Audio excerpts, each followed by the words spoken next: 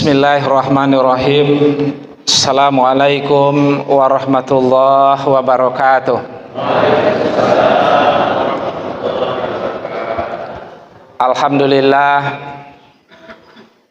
Alhamdulillahillazi wa ilaika mustaka wa anta musta'an. Asyhadu an la ilaha illallah lahul malikul alam. Wa asyhadu anna Muhammadan abduhu wa rasuluhu sayyidul anam. Allahumma salli wa sallim ala sayyidina Muhammad wa ala ali wa ashabi ajmain. Ma'asyiral muslimin rahimakumullah, yang sama-sama kita hormati Bapak Camat Kecamatan Rokan 4 Koto selaku motivator gerakan sholat subuh berjamaah kita. Seterusnya yang kami hormati juga Pak Camat Kecamatan Pendalian 4 Koto, tokoh adat, tokoh masyarakat, tokoh agama, tokoh pemuda yang tak dapat kami sebutkan satu persatu. Kemudian yang kami muliakan hadirin wal hadirat jamaah rahimakumullah. Alhamdulillah jamaah, kita bisa hadir di tempat yang mulia ini. Ini merupakan bukti kecintaan kita kepada Allah Subhanahu wa ta'ala. Sebetulnya kalau kita teliti dan kita telaah, kita mencintai Allah Subhanahu wa ta'ala, dan sebetulnya Allah juga lebih cinta kepada kita. Dan ini bisa kita buktikan jemaah betapa cinta dan sayangnya Allah kepada kita. Walaupun ada ungkapan tadi dari protokol, alhamdulillah jumlahnya luar biasa, tapi ya saya tetap yakin ini bukan jumlah kita yang sebenarnya. Artinya apa? Kita yang hadir di masjid ini merupakan orang-orang pilihan yang menggunakan bukti cinta Allah itu kepada manusia. Bukti cinta Allah kepada kita, Allah berikan segala sesuatu fasilitas yang berguna untuk keselamatan hidup kita. Allah cukupkan itu jamaah, sehingga ini bisa menjadi sarana penyelamat kehidupan kita. Coba kita lihat satu persatu. Allah berikan kita akal. Akal bisa membedakan ini baik, ini buruk. Allah berikan kita hati. Hati bisa bedakan ini benar, ini salah. Setiap saat, setiap waktu hati kita selalu menegur kita dari perbuatan yang mungkin itu salah. Ditegur hati kita. Kenapa? Di saat kita melakukan kekeliruan dan kesalahan. Masalahnya jamaah, kita dengarkan atau kita ingkari, kita ikuti atau kita bohongi. Itu posisi hati dalam proses penyelamatan hidup kita. Ada hati. Kemudian tidak cukup sampai di sana, Allah turunkan Quran sebagai pedoman, sebagai imam untuk hidup kita. Nabi pernah mengatakan jamaah dalam sebuah hadis, Nabi pegang Quran begini, Basirul mu'minin, basirul mu'minin, basirul mu'minin, fa inna hadzal Quran tarfu biyadillah wa tarfu bi aidikum pamassaku bih fa innakum lam tahliku wa lan tadillu ba'dahu abada. Gembiralah kalian orang mukmin, gembiralah kalian orang mukmin. 3 kali Nabi mengatakan, sesungguhnya ini Quran, satu ujungnya di tangan Allah, satu ujungnya di tangan kalian. Pamassaku bih, pegang kuat-kuat itu. Fa innakum lam tahliku wa lan tadillu ba'dahu abada. Kalian tak akan pernah sesat dan tak akan pernah binasa selama-lamanya. Lengkap sarana kehidupan keselamatan kita. Belum cukup juga, Allah turunkan model tokoh idola figur sentral umat Islam, Rasulullah.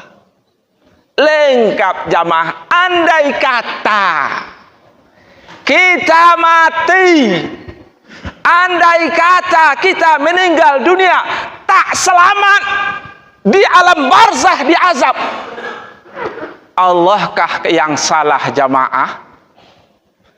Mati kita, proses sidang awal di alam barzah tidak selesai, tidak selamat, tidak sukses, Allahkah yang salah? Kenapa? Karena yang mati itu ada yang selamat, ada yang tidak. Ada yang surganya, ada yang kuburnya min riyadil jannah. Ada yang kuburnya ghufra minan nar. Ada yang kuburnya salah satu taman dari taman surga. Ada kuburnya salah satu jurang dari jurang neraka. Jemaah ingat, di dalam barzah, di alam kubur, belum ada surga, belum ada neraka. Yang ada itu tamannya, yang ada itu jurangnya. Neraka yang sebenarnya ada di yaumul jaza, setelah dunia ini berakhir.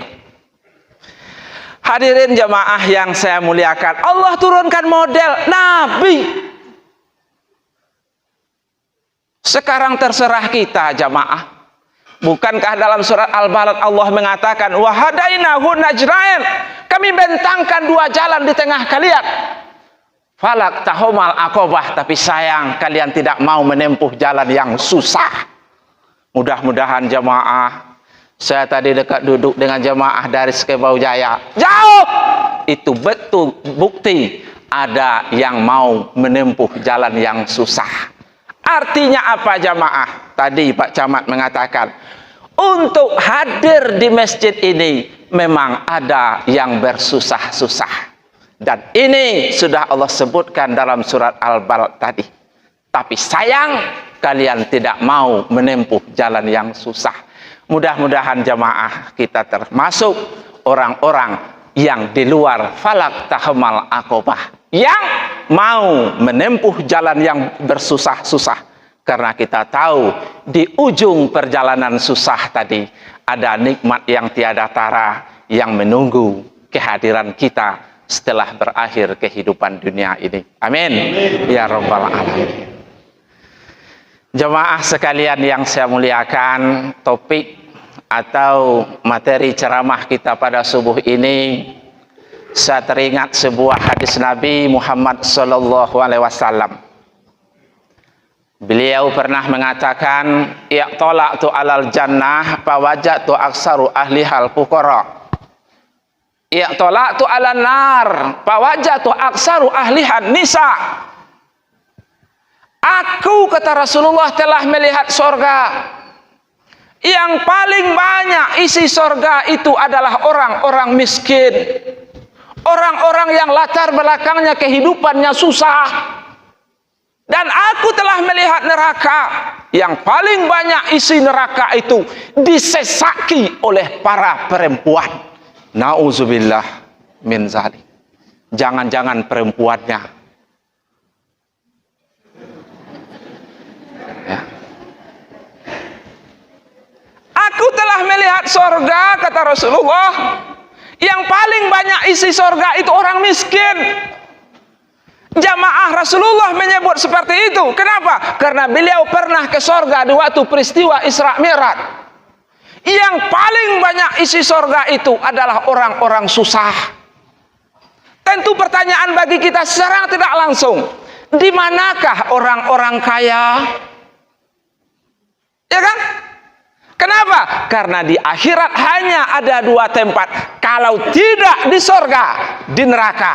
Kalau tidak di neraka, di surga. Kalau orang kaya sedikit di dalam surga, di manakah tempat mereka? Di neraka. Jamaah sekalian, mungkin jamaah bertanya kepada saya, Ustadz, orang kaya itu siapa? Orang kaya itu adalah orang-orang yang hartanya mencapai nisab untuk mengeluarkan zakat mal. Mari kita tengok nanti nisabnya. Hadirin jamaah sekalian yang saya hormati, sebetulnya beda orang kaya dengan orang miskin itu apa jemaah? Kan cuma masalah harta kan? Beda yang kaya dengan miskin itu apa? Hanya masalah harta. Ustadz, itu kan perbedaan awal. Iya, awalnya yang berbeda hanya harta, tapi merembet meluas ke masalah lain. Betul enggak ibu-ibu? Awalnya perbedaan orang miskin dengan orang kaya hanya masalah harta. Tapi setelah perbedaan itu muncullah perbedaan lain. Jemaah, kalau orang miskin dengan orang kaya penampilannya sama tidak? Tidak. Kalau orang kaya bicaranya, bahan materi pembicaraannya sama enggak dengan orang miskin? Enggak. Orang kaya kalau berjalan lenggoknya sama enggak dengan orang miskin?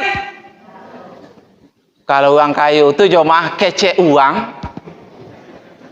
Kalau ini berjalan yang ditengok 10 meter ke depan. Kalau yang miskin berjalan yang ditengok ke umpu kakinya. Jangan kau orang kaya jemaah, yang miskin yang punya duit saja, yang miskin yang lagi punya duit saja, beda dengan orang miskin kebanyakan. Kalau orang miskin jemaah tapi sedang berduit, siap nih mau jujur loh. Itu kalau nyo ngecek beda dengan orang miskin kebanyakan. Caya ini bertanya jemaah, bertanya ke tetanggonya, jarak inyo dengan tetanggonya itu 20 meter. Bertanya dari situ ke tetanggonya, "Pik, bapak gomeh someh kini?" Kenapa miskin yang lagi punya duit? Ya mudah-mudahan jamaah kita berdoa kepada Allah, yang hadir kok satu orang kaya, yang kedua orang miskin yang lagi punya duit. Cuma jangan orang tadi bertanya lame-lame, mentang-mentang gomeh someh ditanya. Hadirin jamaah yang saya muliakan, jadi mudah-mudahan mano ti jemaah orang kaya tu jemaah. Jadi arah pembicaraan kami arahkan bagaimana menyelamatkan orang kaya dari neraka dan bagaimana mengurangi orang perempuan di dalam neraka. Bagaimana menyelamatkan orang kaya untuk masuk surga dan bagaimana jemaah mengurangi perempuan di dalam neraka. Baik. Khusus untuk orang kaya, dengarkan pesan Nabi kepada Bilal bin Rabah radhiyallahu an.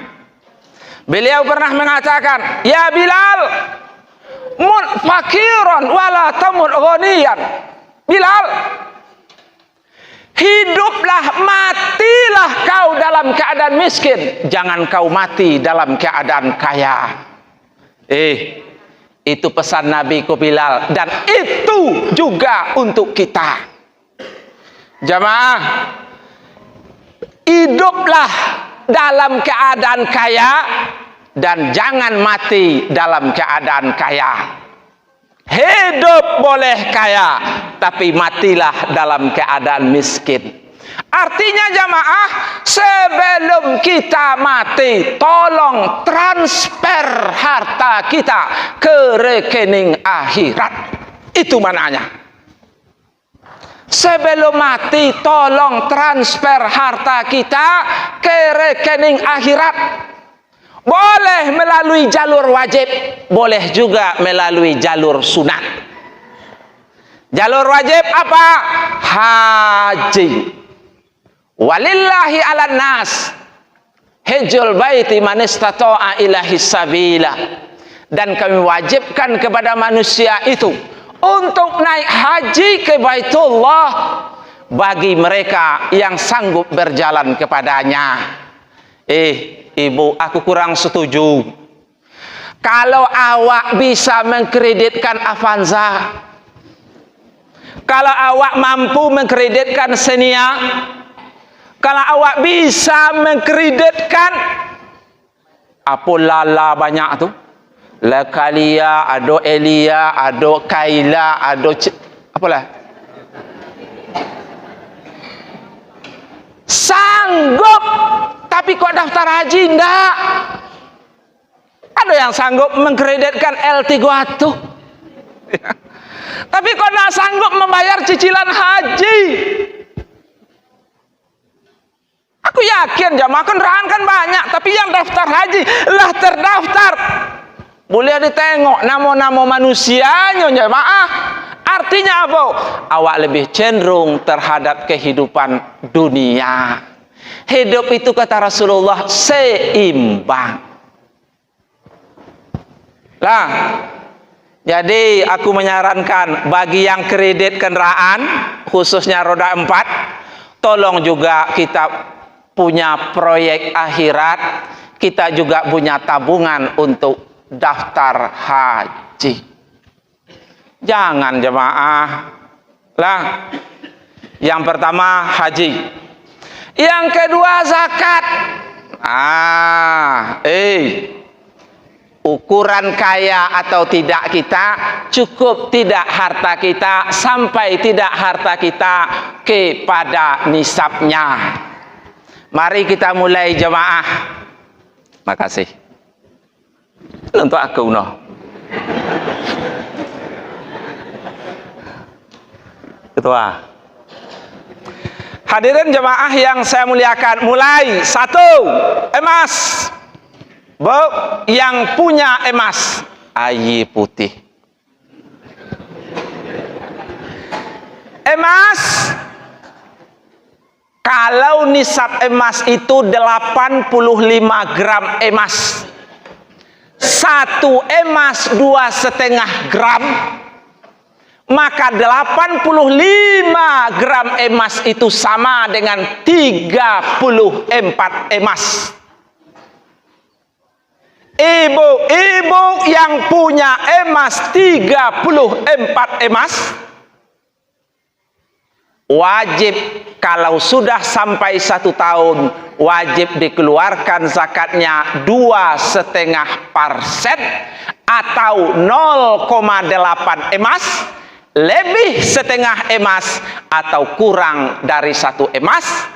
Kalau diuangkan sekitar 1.500.000 rupiah. Kalau 34 emas. Kalau lebih, tentu lebih pula. Yang punya emas. Kalau yang punya duit, punya duit, nisabnya sama dengan emas. Emas itu diduitkan. Lah, berapa Ustadz? Kalau 34 emas kali 2.100.000. Kenapa 34? Karena nisab emas 34. Kali 2.100.000, hasilnya sekitar 71,5 juta. Ustadz kok langsung dapet hasilnya? Lah bocai dulu. Lah kali dulu. Disiko aku pakai kalkulator ke malu. Hadirin jemaah yang saya muliakan. Jadi nisab uang kita kalau sampai 71,5 juta, 1 tahun keluarkan 2,5% atau sekitar 1.700.000 rupiah. Kalau uang, emas, uang. Kemudian profesi, nisabnya tetap emas. Bapak Ibu PNS, toke, dokter, polisi, tentara, apa boleh? Yang punya profesi, dewan kosong dirokan ke Ustadz. Kenapa? Kalau terlalu banyak mencalon botang. Kenapa? Karena di Lubuk lai suang. Jemaah, kalau profesi nisabnya tetap nisab emas. Kalau penghasilannya ada 70 juta atau 72 juta per tahun, toke itu barang kecil dehnya 70 juta tuh. Kalau penghasilannya ada 72 juta per tahun, atau kalau dibagi 12. Kenapa bagi 12? Karena setahun 12 bulan. Kalau dibagi 12 bulan, jemaah sekalian yang saya hormati, sekitar kurang lebih 6 juta per bulan. Siapa-siapa yang punya penghasilan dari satu profesi ada 6 juta, maka sudah kena zakatnya sekitar 150.000 per bulan. Yang tadi per tahun. Satu profesi. Jangan beko inyo guru. Alah menan sampai kanji pulo, lah menan puke pulo, akhir total sampai 6 juta. Satu jalur.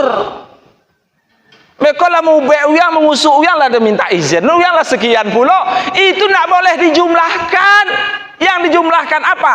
Penghasilan dari satu profesi. Guru-guru yang lah sertifikasi, maka penghasilannya di atas 6 juta. Engkau wajib keluarkan zakatmu. Profesi apa leh? Pedagang. Kok seketek jumlahnya jemaah, tapi sekali lintas awak sampaikan. Pedagang, coba hitung. 1, modal yang diputar. 2, untung. 3, piutang. Dikurang 1, utang. Yang kedua, rugi. Jumlahnya mencapai nisab atau tidak? Kalau mencapai nisab, engkau wahai pedagang, kau juga wajib membayar zakat. Modal yang diputar, untung, kemudian piutang. 3. Kurang, rugi, dan utang. Jumlahnya mencapai nisab atau tidak? Kalau mencapai, engkau wajib mengeluarkan zakatmu 2,5%. Ustadz nolai kami hitung, salah sendiri. Lah pedagang, toke.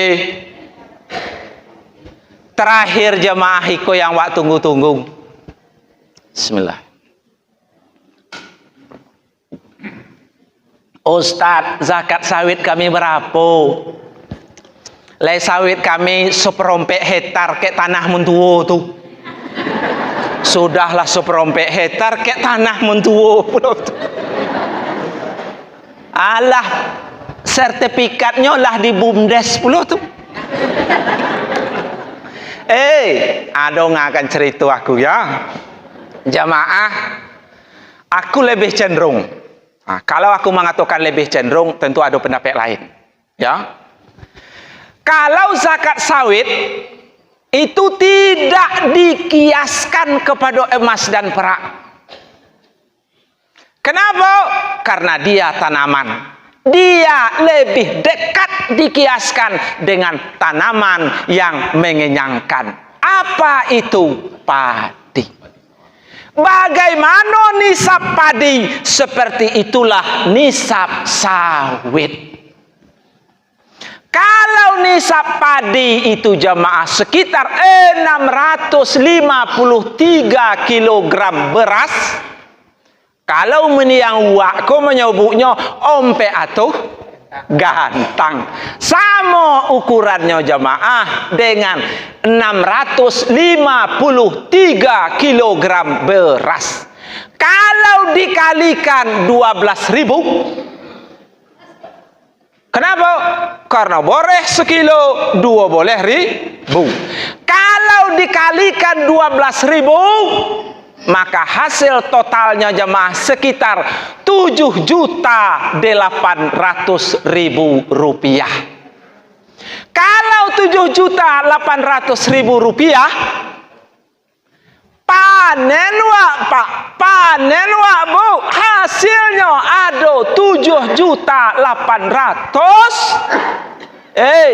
Wajib konai zakatnya. Ino 2,5% lo. Tetapi 5% per panen.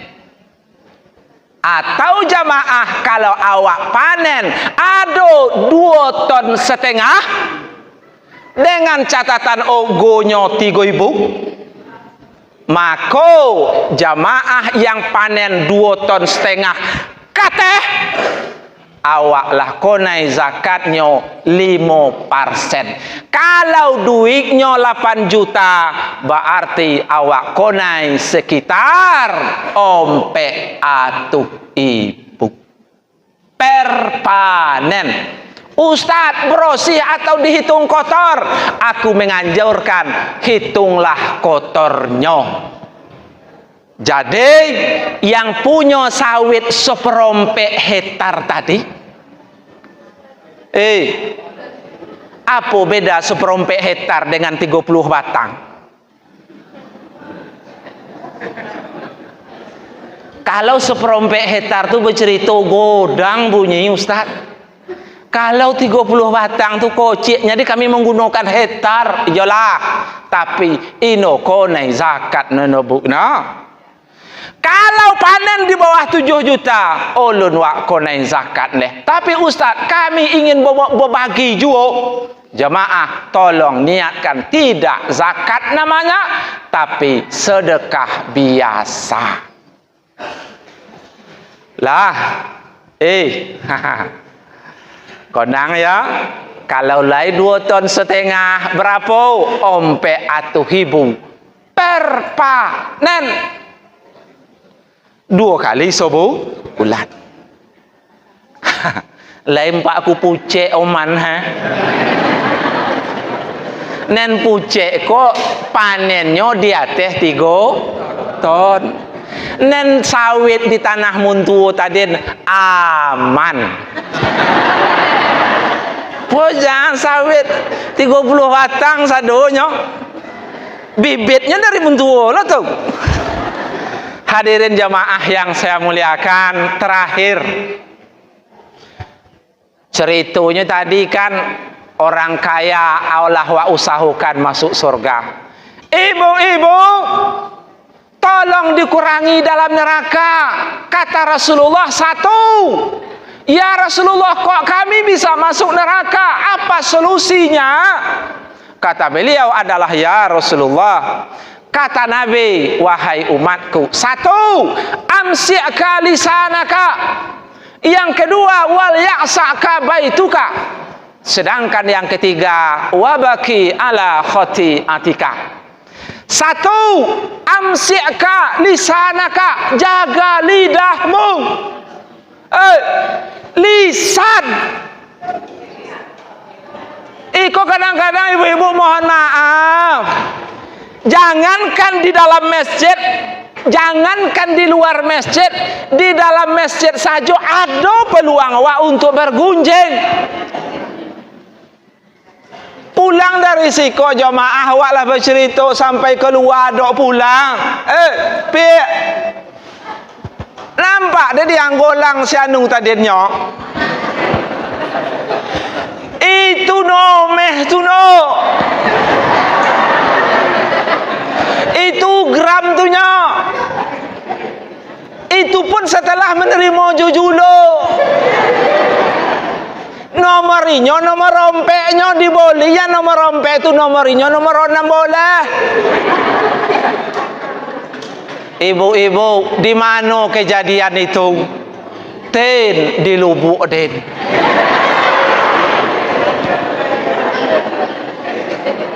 Kalau kami bu apa-apa kok, lisan kami to jago. Kenapa? Karena kami no pandai kami cerita model itu tuh no. Lewat bu orang yang pakai ona Scoopy baru. Paliang-paliang cerita kami apa kayak? Palang kepaliang yang kami komen hanya masalah warnanya. Uang suai ku warna tuhnya. Aku lo makna merah so kula. Itu yang cerita kami nya. Tapi kalau ibu-ibu lewat ona Scoopy baru. Pi, tahu no dia pi? Mau ona Scoopy baru pi itu kan? Itu setelah inyo munyam di BUMDes.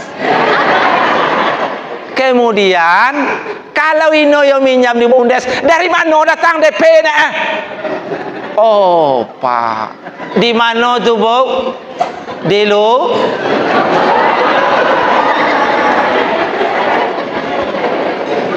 Lah, jaga lisanmu. Ya, Rasulullah mengatakan la taksirul kalam bi ghairi zikrillah. Fa inna kasratul kalam bi ghairi zikrillah qaswatul qulbi. Janganlah kau banyak berbicara dengan tidak menyebut nama Allah. Kenapa? Karena itu akan mengeraskan hatimu. Ingat, dalam hadis lain Allah menyebutkan abghadu abdan indallah qaswatul qulbi.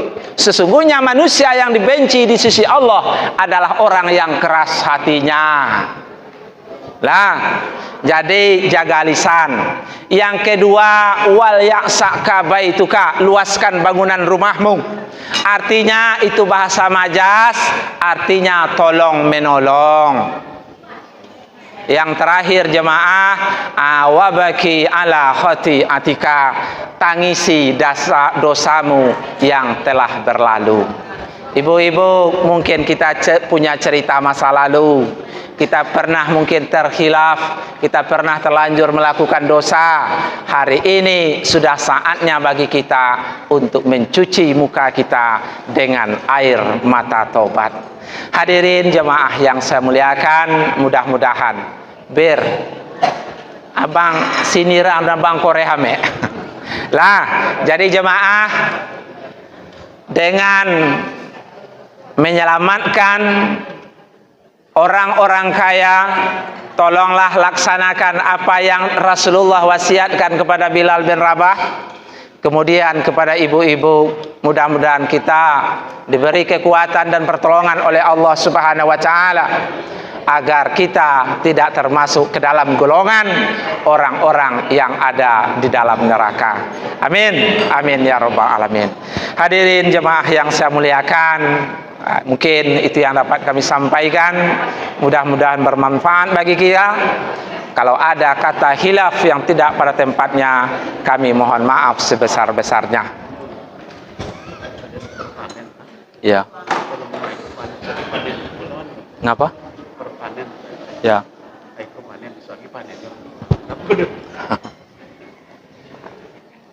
Jamaah, ngeno aku salah nih ya. Aku kan anak menyudah tadi tuh. Tiba pertanyaan dari Pak Camat awak. Ustaz, bagaimana aiko panen? Suagi panen yo. Dietong kedua. Digabung. Jangan meko aku menyebut kato-kato perpanen tadi.